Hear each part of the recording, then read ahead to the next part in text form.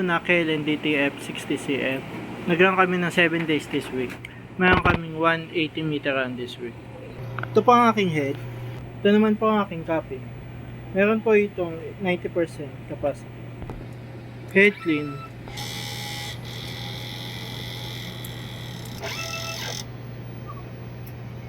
Punasan ng wiper at capping. Nozzle check.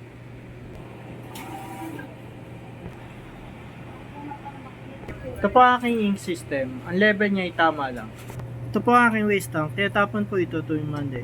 Ito naman po ang aking ABR. Ito naman po ang ground wire. Ito naman po ang aking daily output record. Consumable withdrawal. Ito naman po ang stock ng aking ink at solution. Ito naman po ang aking film. Ito naman po ang aking physical inventory.